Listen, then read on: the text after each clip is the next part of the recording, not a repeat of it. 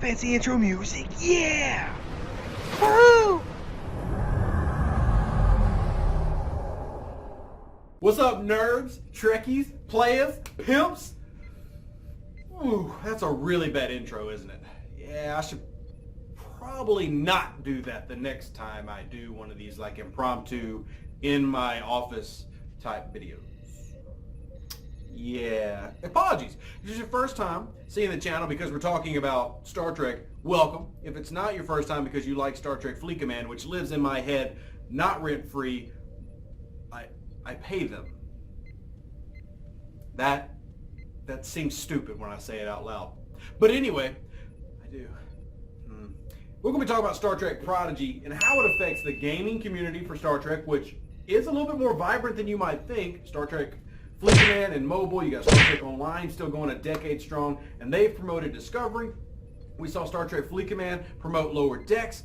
So we've seen growth of the franchise, which I love.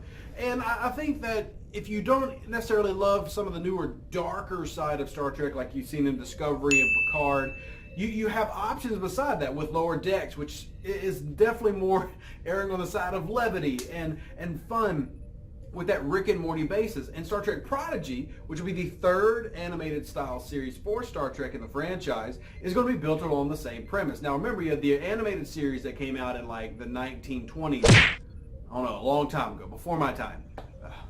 I obviously know it's not the 20s for all of you who actually remember it. It was the 30s. Sorry.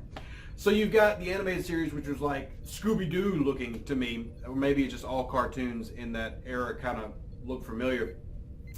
And then you had Lower Decks, which is kind of a Rick and Morty style. It's not even kind of. It is a Rick and Morty style cartoon. And now we've got Prodigy, which is a completely new graphic design on its own. I mean, it's very unique. It honestly reminds me a little bit of some of the Star Wars stuff in terms of the diversity of the alien races, which I love.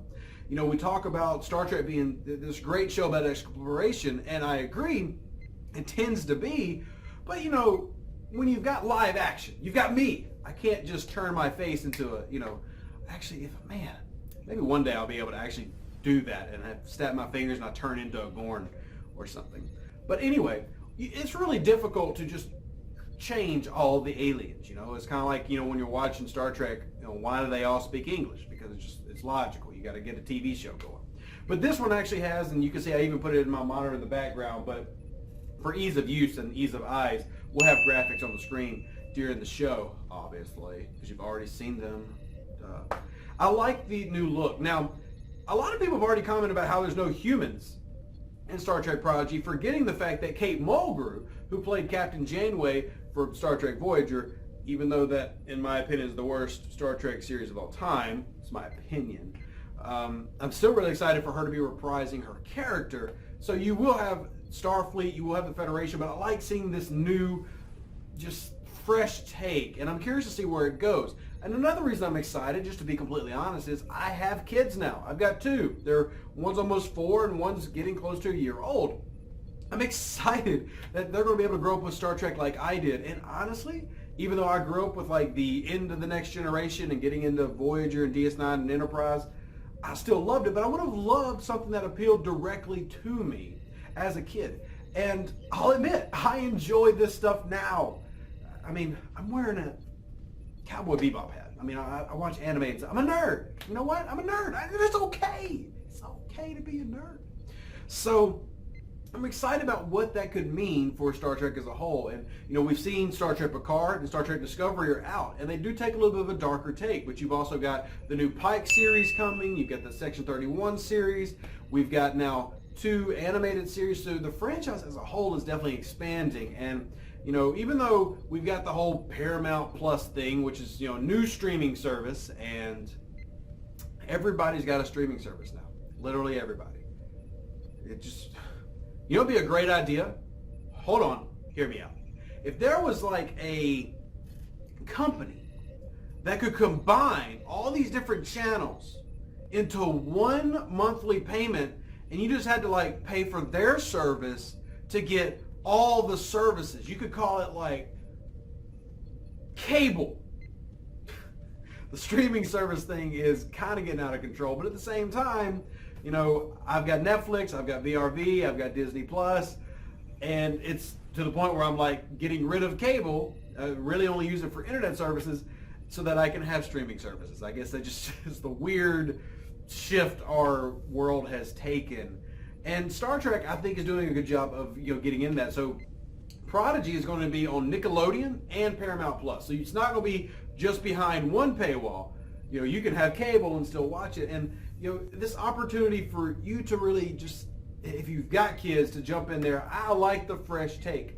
And there's been a little bit of negativity I've noticed on Star Trek Facebook groups and, you know, even Discord here and there. Like I'm in a group called Star Trek Shitposting, which, excuse for the language, is literally what the group is called. Maybe I'll put a censor beep in there. But anyway, you know, just random negativity from people who want Star Trek to be what it was. But I think the key to any good franchise is evolution. I mean, you look at Star Wars. The best Star Wars content to come out, in my opinion, was like the Clone Wars animated series. It was absolutely fantastic. Some of the best story you've ever seen.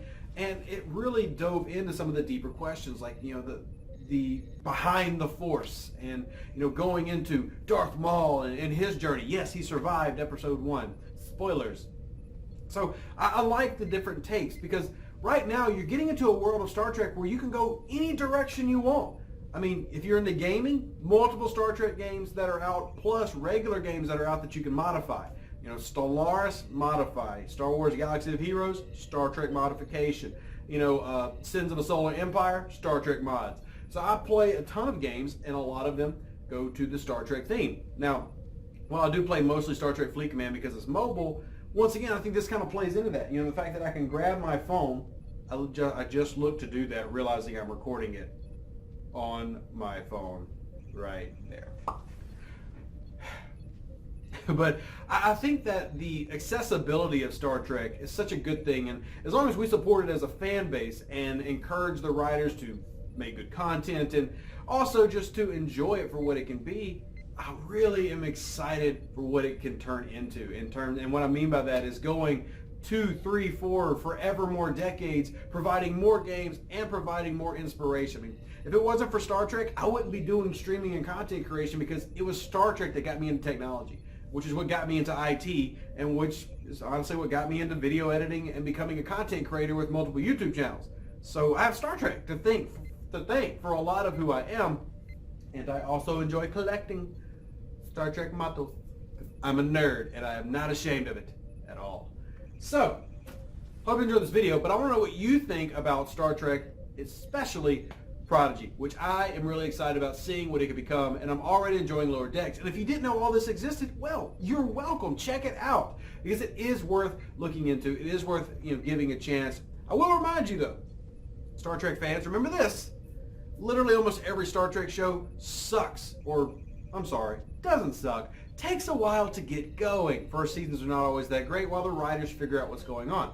Star Trek Discovery had that problem.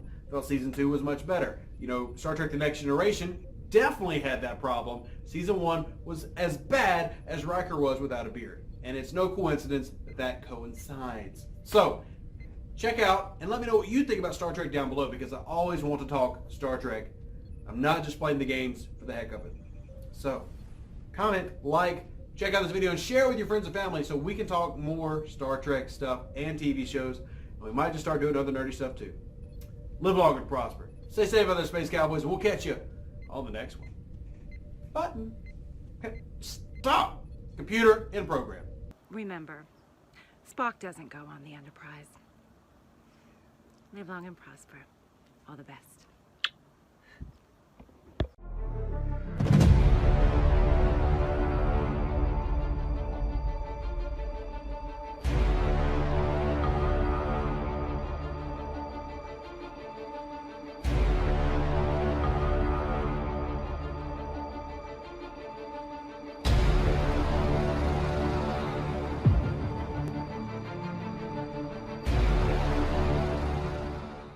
An even better outro than the intro. For the Empire and glory to your house.